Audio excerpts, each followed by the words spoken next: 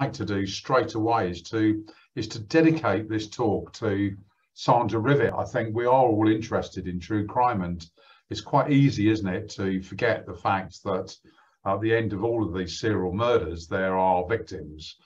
And in this case it was Sandra Rivet who was the victim of Lord Lucan. There's no doubt about that. And she lived as a wife and mother and a nanny, and she was born in 1945 and died aged 29.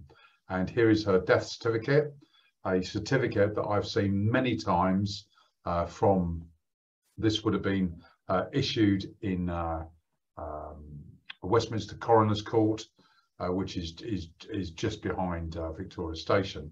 And you can see there that the cause of death, blunt head injuries inflicted by a named person. I've got to say, I've never seen that before.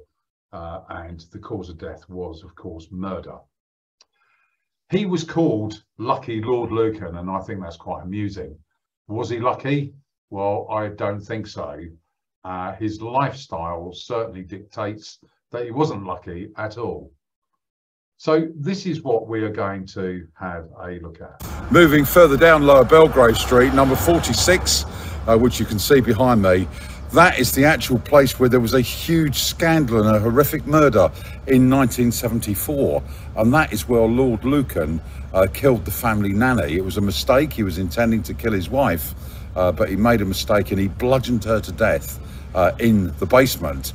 I want to take you, there is lots of material on Lucan, but I want to take you on a special journey so you can decide what actually happened. Where is he now, for instance? Is he still alive? Let's have a look at all the theories. Yeah, so you can see, just going back here. Moving further down Lower Belgrave. Let's turn that off. So this is the site of the murder here, and I revisited this. Well, my my dealings with Lord Lucan goes right the way back to 1973 when I was a young lad, and you will see on the other side of the Plumbers Arms here was a butcher's called Lidston's, and it was a traditional butcher. It was appointed to Her Majesty the Queen and the Queen Mother, and I was a butcher's boy, age 16, and of course it was a lot easier to go into the pub. And of course when we finished, we went in here, and this is where John Bingham, Lord Lucan, used to drink. To say I remember him is not true, but to say that I was in the pub with him is true. And you can see here, ironically, this is where Lady Lucan, after she'd been attacked by Lord Lucan, fled to this pub called the Plumbers Arms and asked for help, and that's how the police inquiry started.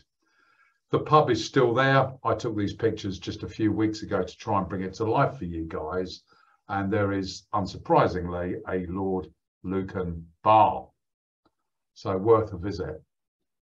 And very, very kindly, a typical ex-police officer, I knocked on the door of number 46, and they were kind enough to, they wouldn't let me photograph indoors, but they certainly let me take these photographs, just to give you, this is where the actual murder took place, down here in the basement.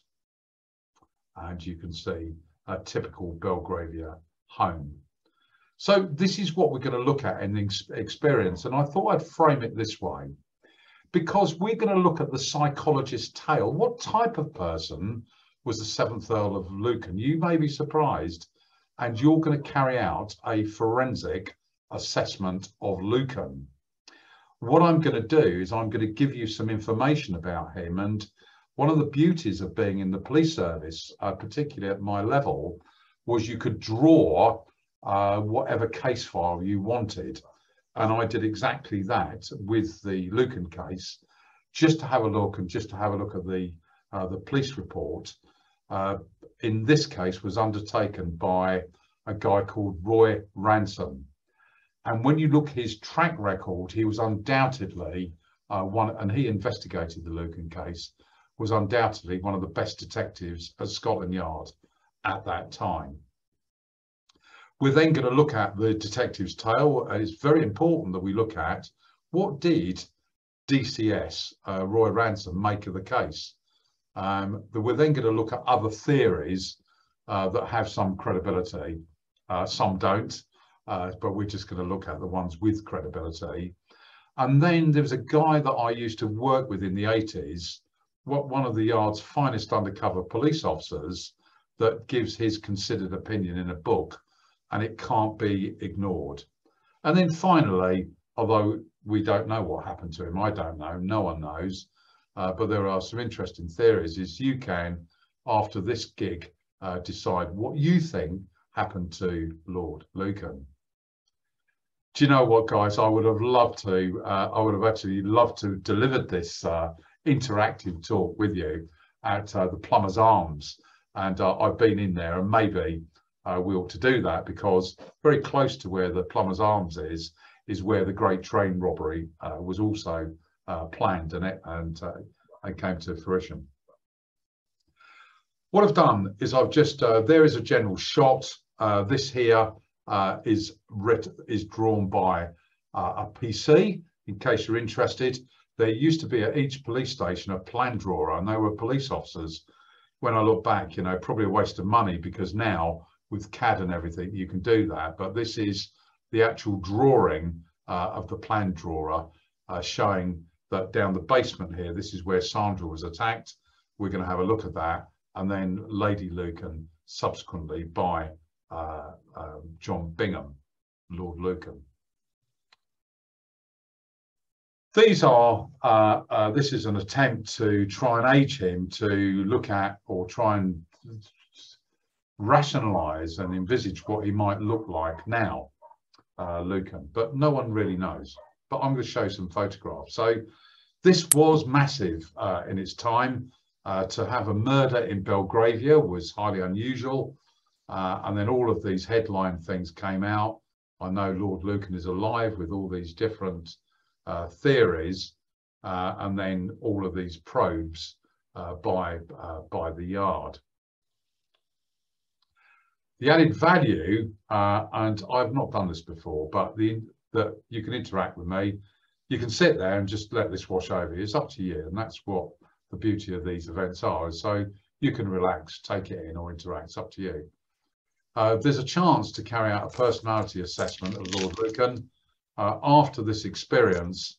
To really increase your knowledge, there is further reading and activities that I've prepared for you. One is called the Dark Triad, and I'm going to explain that a lot later on, down the line, probably in 2 or 3 months' time. And I'm going to give you some tools so that you can assess, first of all, yourself in terms of psychopathy, and secondly, applying that to people that you know. It's quite a simple test. And you can find these resources anyway on our resource page. And then there's some book recommendations at the end. So that's what we've got in store for you. So I think the important thing is, you know, there's a very famous Chinese philosopher called Sei Lu. And basically he said the most important study that you can ever do is of yourself. And as a psychologist, I have studied myself in great depth, and that allows me to understand other people in greater depth, you know, in terms of relationships with people and my own family. I think psychology has brought me untold riches. So let's have a look and delve into what is the man. You know, there's all these theories, but I'd like you to take away with you this evening, what sort of man was he? He was born on the 18th of December, 1934. So if my maths is correct, that would put him at age 88 if he is still alive, which I don't personally subscribe to. In April 1940, so when he was 6 years of age, he was sent to the US, and he stayed with his socialite aunt called Marcia Tucker. And this is the first thing to look at, is grandiosement. In other words, this woman there, Marcia Tucker, was extremely rich indeed. So age 6, he experienced all the trappings of being brought up in a very, very rich environment. Now, that's okay when he came back to London and got a bit older. If you've got the cash to go with it, that's absolutely fine. But he didn't. Then, when he came back, he was off to Eton. He was very, very popular, but very, very lazy. His heir allowed him to rise above schoolwork in just because that he wasn't at this time, but he was due to be made an earl following the death of his dad. His friend ended up almost as famous as a tipster, and age 14, if you don't mind, Lucan started gambling. And in 1953, as men had to do then, he did national service, and he became a very, very good poker player and started frequenting casinos in Germany. When he comes back and he's out of national service, he secures a job with a bank with family assistance. And that's the way it was then, wasn't it, with a lot of these gentry? And that's probably the way it still is. It's not how good you are or what you know, it's who you know. It's who you know. And I know that different governments have tried to stop that. So yeah, he gets a job there. Straight away, what I want to start looking at is the T-nets of narcissism. So for the dark triad, which is a fairly new piece of forensic psychology, the dark triad has got three sides to it. The first one is psychopathy. That is the least damaging. The next one is narcissism, which is the second, or is getting more damaging if you're a narcissist. And then finally, we move on to what's known as Machiavellianism. And that was a politician who advocated trampling on everyone on the way up to the top, even including murder. So if you've got someone that's exhibiting dark triad features, my advice is to steer clear of them. I think my daughters hate me to the extent that my three daughters work with me, which is great, and my wife, Kate. But when they brought various boyfriends home, I've been able to detect traits very, very quickly, which I don't think has really impressed them, especially when I give feedback. So he then starts a Playboy existence, and you'll know the name SHAND-KYDD. SHAND-KYDD was very prominent when Princess Diana was around. There was a big association with that family, and they introduced him to someone that was going to be his wife, Veronica. And they married on the 20th of November, 1963. Francis was born in 1964, their first child in 64. And Veronica there's no doubt about it, she's suffering with postnatal depression. Probably wasn't called that then, but there's no doubt about it from what I've read that she was suffering from that. And then George, the younger son, was born in 1967. So he starts upping his lifestyle. But as I say, there's not, even though he was a lord and there was some money around, his lifestyle that he was undertaking was not matched by the ability to be able to fund that. So he was into powerboats, fox hunting, horse ownership, and even at this point, in his 30s, as he would be, he was living beyond his means. And as Detective Chief Superintendent Roy Ransom said, nothing less than first class was acceptable to him. He set up a business as a professional gambler. His title as lucky was a complete and utter misnomer. He wasn't lucky. He lost fortunes. And as you're going to see in a minute, I'm going to show you some of his bank statements that underpins that. Excuse me.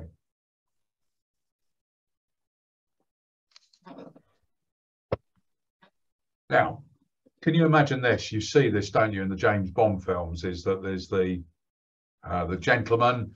You know, this is just me painting a picture. There's the gentleman at the tables, and the dutiful wife is set back doing something. And just imagine how boring this must have been. That Veronica dutifully attends the Claremont Club, where he is the he's playing at the tables. That must have been terrifically boring for her. And in the late 60s, his behaviour changes to extreme right-wing views. And he has serious mood swings due to his debts.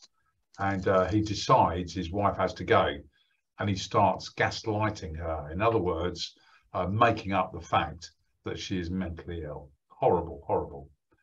And he appeals to the Americans to give some money. He leaves the family home in 1973 and starts stalking and spying on Veronica. Up at Marlborough College, as I gave a lecture on the rise of stalking, and I have to say I've not been on the receiving end of stalking, although the rise on males is going up. It's the most awful thing, and unsurprisingly, as you can imagine, during that lecture, afterwards I had one woman in her 40s and one woman in her 20s saying, I need some help. And that's not surprising in the type of lectures that I'm getting involved in. And then, as we know, on Thursday, the 7th of November, he mistakenly murders Sandra Rivet. Let's have a look at, and this is really what we're here to, what I want to try and get over to you, to debunk any sort of Beau-Geste theories about Lord Lucan.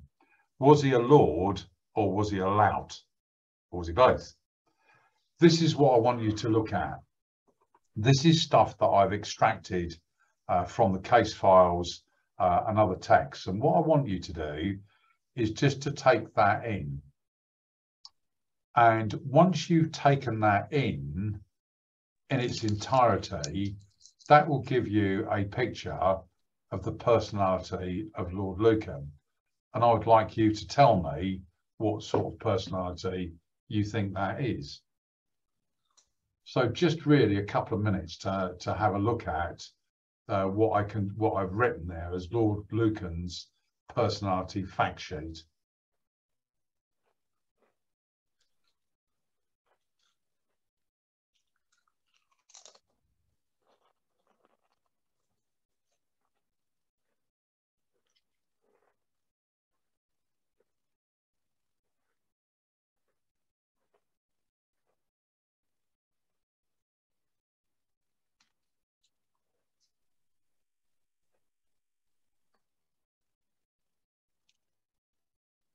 And obviously there are, well, there's very few, but there's some positive attributes there, but those positive attributes are dragged down by some of them. Well, I'll tell you what we'll do before we go any further, because I don't like these things being academic lectures. Just put down in the chat box, given those variables there, what type of chap do you think Lord Lucan was?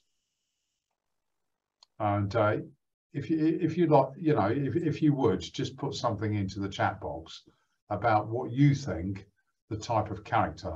Yeah, Victoria, you can go for it. Yeah, I'm back in the police service now, so I'd had a conscious decision to stop swearing, but now I'm back in it. I think I'm starting to join in again. Yeah, I think I like that, Victoria. Very academic there.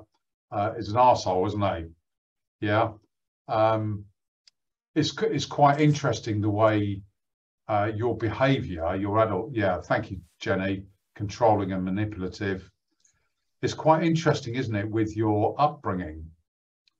I wasn't lucky, but I had a very, very positive male role models. My father and my two grandfathers. And even now, and I'll do it, if a woman walks into the room, you know, even my daughters, I will still stand up. That's just me. So I was very, very lucky, whether he did that or not. So I think what I like is the comments you put in there is controlling and manipulative, which is extremely concerning, and then followed the animal abuse, domestic abuse, and then he's en route, isn't he, to potentially serious or assault or murder. What these things underpin big style is the fact that there's no doubt about it that he is a criminal psychopath. Everything is there: lying, sense of grandiosement, extremely clever. They tend to be psychopaths, tend to be a lot more clever than sociopaths. Narcissism, shallow relationships, yeah, godlike complex, thinking he's above everyone else. Yeah, good stuff. So thanks very much for that. So, you know, the whole idea is, you know, people used to say to me about the Krays, well, they weren't bad lads. Yes, they were. They were, you know, they would be prepared to do all sorts of things to people. They weren't good lads at all. They were violent thugs. So we can see there his psychological makeup, not a nice character. And then this is the final straw, and this is an excerpt from his bank account. This is just a few days. In fact, let me make sure I've got this bang on right. 7th of November is the day that the murder takes place, and you can see that let's just go back to that for 1 second. Yeah, Thursday the 7th of November is that she is murdered, and you can see that if you look at his accounts here, you can see the amount of money that's going out. And bearing in mind, this is 1973, these are big sums of money. I remember my uncle saying his house in Sutton in Surrey was like 5 or 6 grand. And you can see, you know, sometimes he is winning, but if you look at all the debits there and look at the credits, it's not too good. Yeah, and if you just take that bit, for instance, all sorts of things are going on.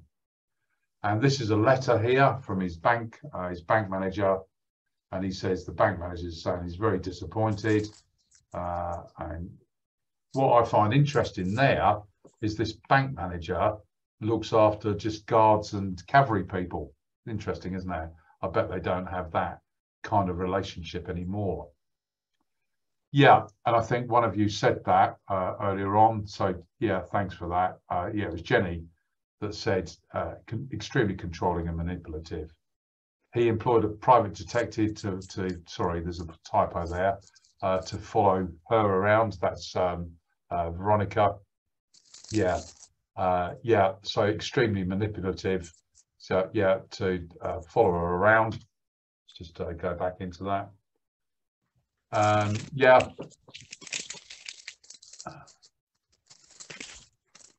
Secondly, yeah, secretly taping Lady Lucan, refusing to pay bills, lying about her mental state, ringing her phone and hanging up, befriending the nanny, Elizabeth Murphy, unbeknown to his wife, and gleaning intelligence from her as well. Yeah, so not a nice character. And do you know what? I've been looking at the relationship between predatory offenders that go to murder, and then looking at offender profiles. And actually, by this sort of predatory behaviour, it gives a lot of clues, because if you think about it, for things like stalking, that takes up a lot of time. Either you're unemployed or you're taking a lot of your personal time to go out stalking, and that actually helps with offender profiling. So later he tried to prove that Mrs. Murphy was unfit, getting a private investigator on her case as well. So you assess his psychopathic behaviour, and this is something I'm going to send to you. It's a step-by-step guide for analysing someone's psychopathy. So these are all of the variables for this: superficial, grandiose, deceitful, lacks remorse, lacks empathy, doesn't accept responsibility, is impulsive and isn't gambling impulsive, poor behaviour controls, lacks goals and irresponsible, and also adolescent antisocial behaviour. So usually if I'm trying to assess someone's psychopathy and they're an adult, I want to find out what their behaviour was like before they were 18, and also if that carries on. So let's look at the murder, the absent host, I call it, on the 7th of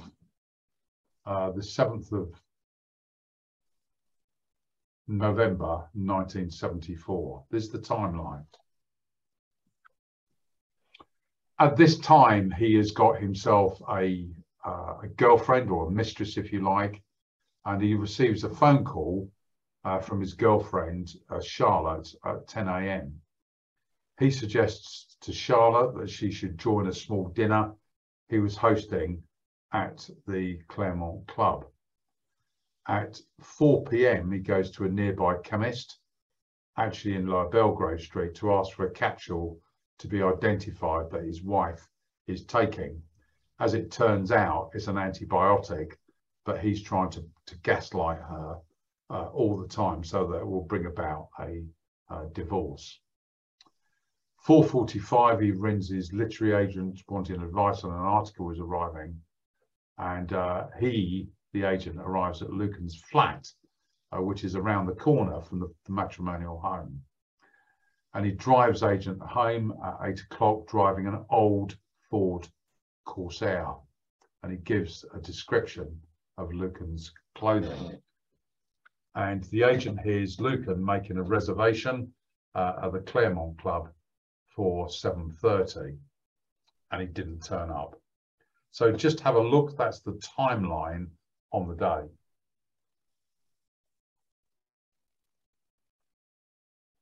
I was very into, this is only a small one, but I was into very much as a DCI in a murder case, that if we had a suspect that we were trying to prove was in a particular place at a particular time, I would get my colleagues to draw up a 24-hour timeline with half-an-hour chunks, just so that we're absolutely clear, particularly if there's alibis coming in, as to what's going on. So they're quite useful, these timelines. The act of murder itself. So if we have a look, we can see here that Lady Lucan, Veronica, is playing with Lady Frances on the first floor around bedtime. Lucan, because of his lifestyle, had very little to do with the children. And this is where you're looking at here, the first floor. Sandra Rivet is on the top floor and looking after the two youngest children, because they'd had a third by then. So Lucan sneaks into the house and hides in the basement, lying in wait.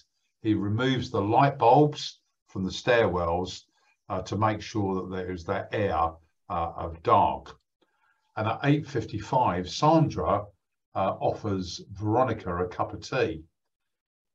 Unfortunately for poor Sandra, that was usually the other way around, albeit that Sandra was the nanny. Veronica, around this time, would go downstairs to the basement of the kitchen and take Sandra up a cup of tea. Unfortunately, in this case, it was reversed, and that was instrumental in poor Sandra being dying. And he was lying in wait with a bandaged piece of heavy-duty lead piping. Sandra died quickly without a sound. And you can see, and again, this is part of proving murder, that this was premeditated. Sandra is placed in a pre-prepared sack, and the BBC News was at 9:15, according to Lady Lucan. She remembers that. Lucan realises no doubt to his horror, unless his psychopathic behaviour took over, he's got the wrong person, and he attacks his wife with the weapon. Veronica fights back and bites Lucan, and he confesses to his wife, and Lord Lucan offers little sympathy to Veronica. Lady Frances, aged 10, sees the whole thing. And as I started off, Veronica then escapes and flees to a nearby pub, the Plumbers Arms. If you can remember this, and you are in London and you've got some time to kill, maybe we ought to do, I don't know, I could take you guys on a great crime walk around Belgravia. Maybe we ought to do that at some stage. But within walking distance from there, if you remember, the Star public house, the Star in Belgrave Square, the upper room is where the Great Train Robbery was planned.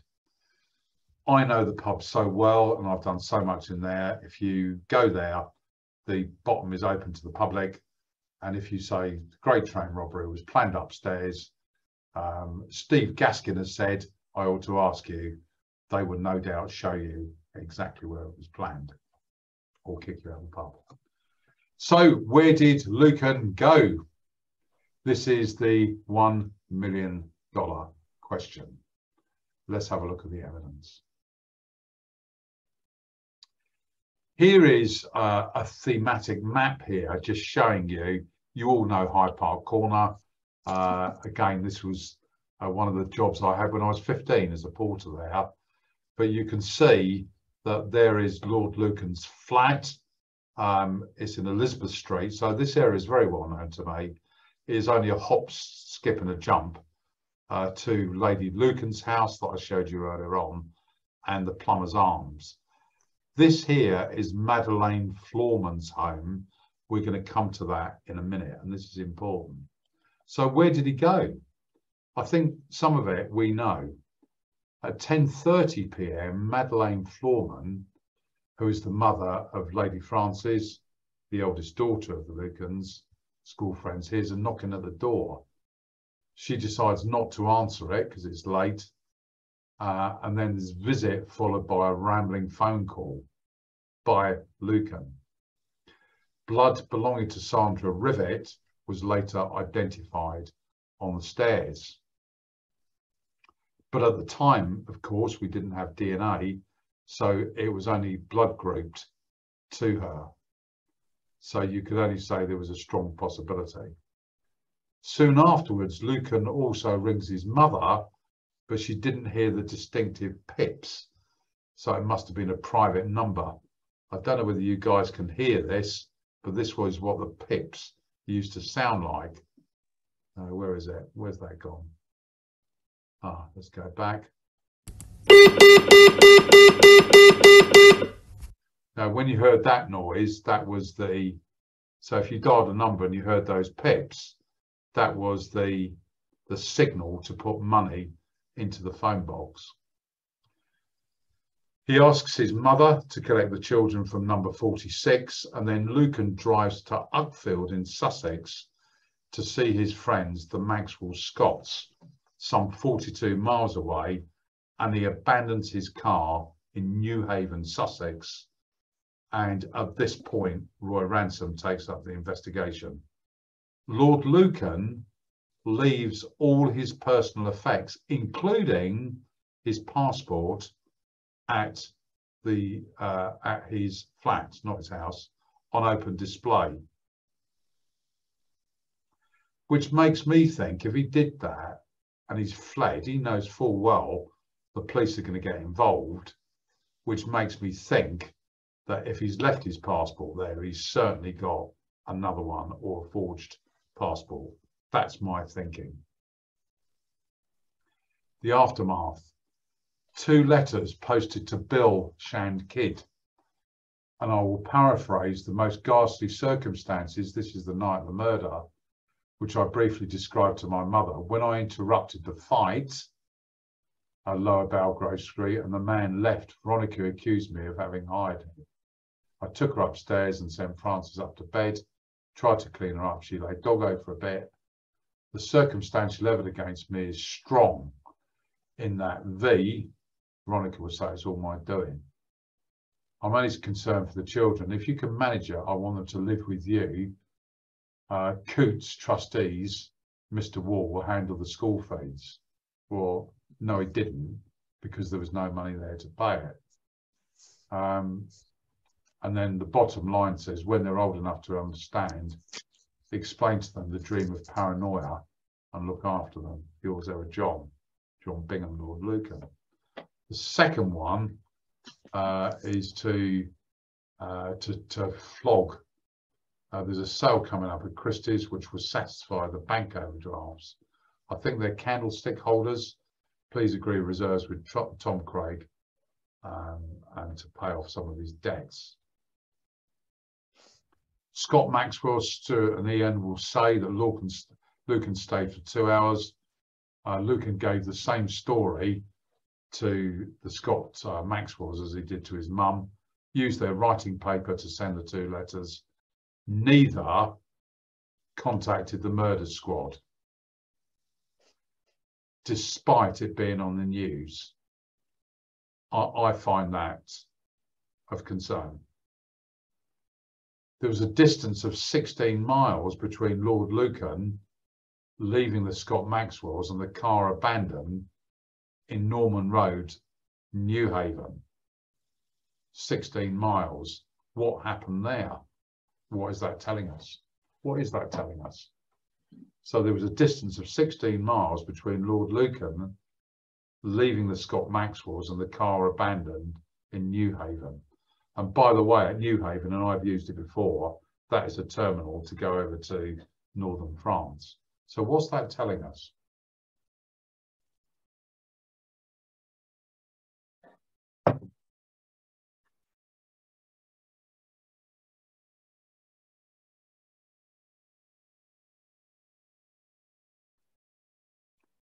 Who I would want to know, who went with him? Did anyone see him? Here's the car here. You might think not befitting for a peer of the realm, but it was found by a guy called Dave de Lima, found in Newhaven, a quarter mile from the docks, and the murder weapon is found inside the car. The seats are heavily bloodstained, unsurprisingly, and there's a massive manhunt along the Sussex coast looking at the possibility of suicide.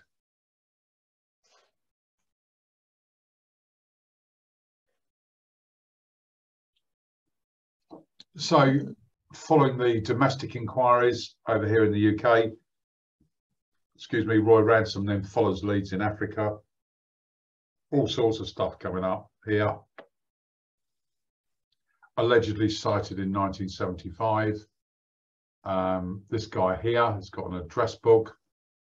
And this Johannesburg is the home of Lucan's brother Hugh. Then there's some other sightings by other people. But then there's something quite interesting. So there's a lot of sightings in Africa. And in Bulawayo, there is a Lucan bank account with 1,500 quid in it. So that is maybe telling us something. Maybe he did get to Africa. David Hardy, a former Grenadier Guard, was killed in a car crash in 1980. And the PC, when searching his effects, finds this: Lord Lucan, Hotel Les, whatever it is, in Mozambique. This came to the notice of the Evening Standard's Chester Stern, who investigates further. Hardy knew Lucan from the Claremont Club. Now, let me just talk to you about Chester Stern. I know Chester. Chester was in charge of the Metropolitan Police Press Bureau, and he is a singularly good investigator, investigative reporter. So he got very, very interested in this thing here. So the hotel staff at this hotel in Mozambique recognized the photograph of Lucan. So you're only talking about some 6 years afterwards. They were certain that he'd stayed there many years ago. He'd also stayed at a nearby hotel. Incredibly, the reporter found the names of John and Davina Maxwell Scott in the hotel register 5 months after the disappearance. That's telling me something about the Maxwell Scotts, and it's telling you something that clearly during the aftermath they were helping Lucan to some degree. And also, how many people in this country have got a surname of Maxwell Scott? The widow said that she'd given her husband the diary after the disappearance. That's the widow of David Harvey. So the theorist's tales, where did he go? I've put this, I think that's a beautiful image of a tiger. Anyway, why have I put that there? Because look at some of these theories over the years. John Aspinall and others had secreted Lucan in a hideaway near Montreux in Switzerland. Supposedly, Lucan became a liability to his friends who arranged to have him bumped off mafia style. John Aspinall, or Aspers as he was known, offered me the most fantastic job upon my retirement from the Metropolitan Police Service, and that was Chief Security Officer in charge of all of his casinos, Aspers, and I wouldn't, to quote the phrase, I wouldn't touch it with a barge pole. Philip Mark claims that through their mutual love of gambling, Lucan travelled to a private zoo in Kent owned by Aspers. Lucan shot himself and then he was then fed to one of Aspinall's tigers. Okay. He was later seen at an ex-Nazi colony in Paraguay, a hippie commune in India and in New Zealand outback, alongside a pet possum and a goat named Camilla, the name of his youngest daughter. This is interesting. Lucan spotted in South Africa, Mozambique and Zimbabwe in the years after the murder. Jill Findlay, a former assistant to the Lucan's close friend Aspinall, claimed she had been asked to book his 2 eldest children on flights to Africa so their father could see them. But Lady Lucan had rubbished the claims. And can I just tell you that there would have been, from Scotland Yard, markers on those children that if they were going out of the country, the police would have been behind them. Lady Lucan said he was not the sort of Englishman to go abroad. He likes England. He couldn't speak foreign languages and preferred English food. That's what she says. Another detective's tale. This, for me, has to be given some credence for reasons I'm about to explain. Do you know what? When I worked up, I'm going to let you into some trade secrets here. You know, a lot of people say, you know, I've signed the Official Secrets Act. Well, I did when I left the police, and I promised that I would not use some of the very, very good methods that we've been taught to detect serious crime. Well, about 10 years after I'd signed that, one of my best mates in a very senior position goes on the TV and talks about every single piece of family silver that we use to thwart criminals, and talked about it in an interview, which I thought was a disgrace. So undercover cops, and I still will not talk about how they're deployed. Having said that, Duncan McLaughlin and someone that you guys know very well, Peter Blacksley, were 2 of the finest Metropolitan Police undercover detectives. He served for 20 years, and a lot of these guys weren't handled properly and became very, very stressed and left the police service. In 1990s, he comes across a low-level drug dealer, and I saw this expression on what was it called, Line of Duty, covert human intelligence source, which amused me. In my days, they were known as a snout or an informant, and informants are dangerous people anyway. It comes across him. Mark Winch gets in touch, believes he's seen Lucan. Winch is wanted by the police in this country. Informants are dangerous people. They always want something. They don't do it for the love of it. And so what he was hoping is to trade off, if he was telling the truth, the whereabouts of Lucan for his case being kicked into the long grass. Winch resides in Goa, a former Portuguese colony, and a hippie-type community where people are in and out, and meets a guy called Jungle Barry, and it's suggested this is Lord Lucan. Winch was there for 1 year, and he played backgammon, and Lord Lucan was a champion player in the army in Germany. Well, so what? But we're starting to build up a bit of a picture here, aren't we? Played backgammon and was very, very good. Barry was cultured, knew about flash cars, which of course Lucan did. He was an alcoholic and he would go on vodka benders. This is all sounding a bit familiar. If Barry was asked too many questions, i.e. the guy purporting to be Lucan, he would disappear. Winch returns to the UK to face the music and takes pictures of Barry before he leaves, and Barry's annoyed, so takes pictures when he's asleep. This is really important stuff. A man called Gentleman Jim removes the camera and hides it. Winch beats him up and recovers the camera. And then Winch arrives in the UK back in, well, Barry tells Winch he arrived in 1975, which if it's true, all of these things are starting to knit together. The Goan landlady said he had got some posh visitors who would give him a load of cash. McLaughlin suggests it could be former friends. This is the undercover, and starts trying to find evidence. And he starts showing some scars on Lucan to a forensic expert. Now, I have got 101 ultimate respect for Sue Black, a very famous forensic scientist, and particularly forensic anthropologist. And she looked at the original pictures of Lucan and 20 years later. And she reported that there were no clear areas of dissimilarity. In other words, it could be him. Someone referred to him as lucky, but this guy, Barry Halpin, there's no search, died in 1996 of liver failure. Was it him? Was it not him? But there's a picture of him. And I've got to say, when I've compared that with some of the originals, they do look very, very similar.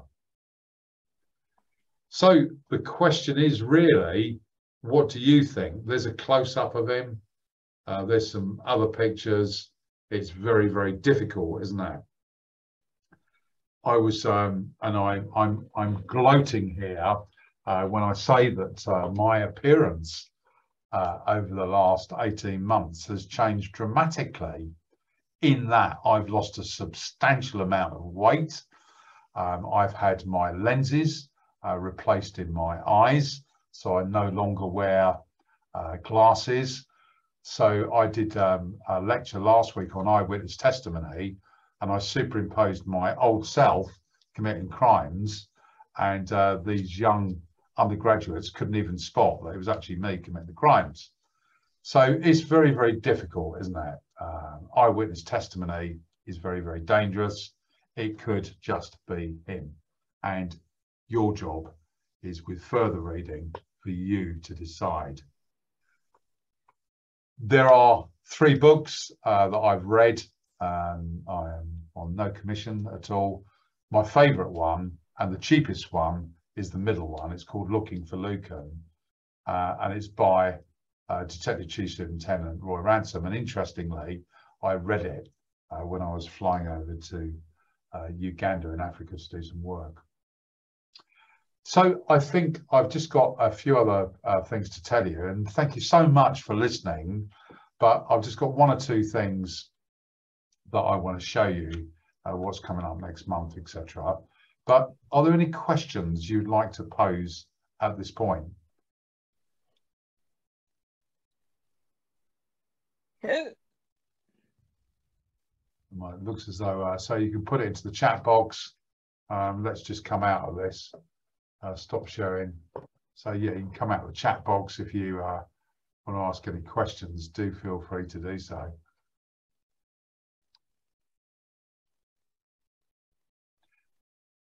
Well, it would seem that I've got away with that rather likely. Right, I know they didn't have DNA. Thanks very much, Chris. I know they didn't have DNA testing at the time. Would they have been able to have an exhumation order or something to confirm that the person was Lucan? Very much so. That is the province of the coroner. I've never ever known a coroner where there is a suspicion that a body has been either bumped off and buried, and now foul play is suspected. I've never known a coroner refuse that. Indeed, trying to prove that someone like Lucan, if his body was available, yes, they would have been able to go for an exhumation. And of course, I don't know whether any of those exhibits still exist. I suspect not. In other words, the clothing or the physical exhibits from that time, I suspect not, but they would be able to, order that. I've got to say, it's the most grisly thing because exhumations have to be done at night for obvious reasons. You don't want the sun photographing what you're doing. I've been involved in two, and it's actually quite a complex forensic process. Yeah, but great question. Thanks, Chris.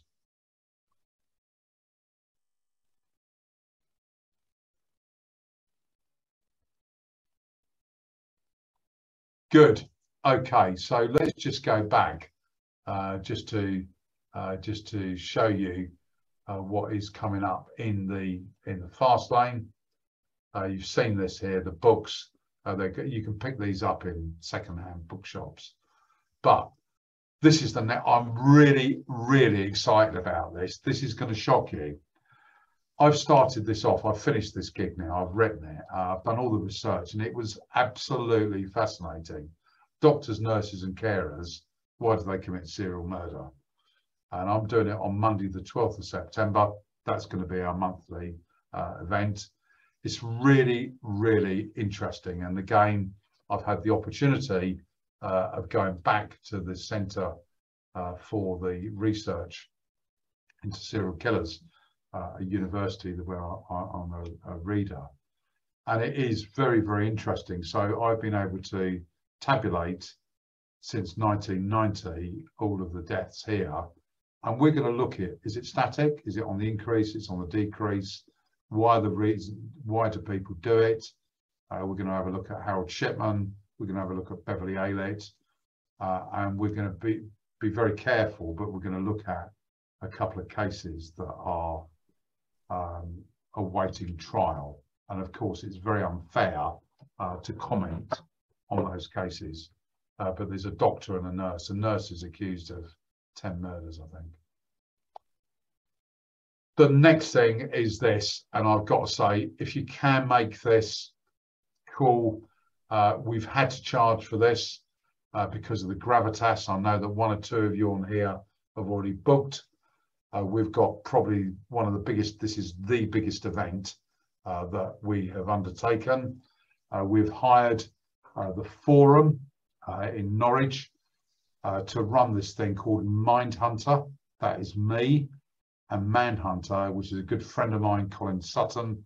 And if you're interested in true crime, you will know that Colin Sutton, through his very gutsy pursuits, in my humble opinion, brought Levi Belfield to justice. And we're going to talk about, I'm going to talk about the psychopathy behind Levi Belfield. And I'm qualified to do that because I investigated the first attack on a young woman that proved to be Belfield before Colin took it on board. So if you live in the area, we'd love to see you. There's prices at there's tickets at different prices, but what I have arranged is it's 3 hours of material. There's 2 sessions from 6 to 7:30. Then Colin and I are going to have a break, and then it's from so the first bit is around the psychopathy. The second bit is I'm going to get Colin to say how he actually brought this case to fruition. And you can watch it online. It's 3 hours of material, and I've kept the price at 20 quid. So I know some of you have booked. You can book tickets by just going to thecrimelab.co.uk. Do you know, for the first time, and I was very much, when I joined the police service, I was very much an introvert. I've changed, so I am led to believe, and I usually overrun. And I can see that we've got 1 minute to go and we're finishing on time, which is great news. Really good to see you. Thank you so much for inviting your friends to come on here. I think we're placed at the moment in charge of detective training for the local police force, and some of the research that we're continuing to do is my hope that we can continue to make sure that you get some gigs of the highest possible quality that we can offer. With that, my friends, thank you so much. If you're going on holiday, have a great holiday. If you've had A-level results or anyone's had A-level results, that's fantastic. I had some A-level results. My local high school, their psychology department collapsed. So to the delight of the head teacher, I went in and did some remedial stuff. And due to their own pursuits, we've had a cracking result. So I'm probably going to go and have a glass of Prosecco. Stay safe, guys. Nice seeing you. And I will bid you, wherever you are on the planet, a very good evening, morning, or afternoon. Cheerio.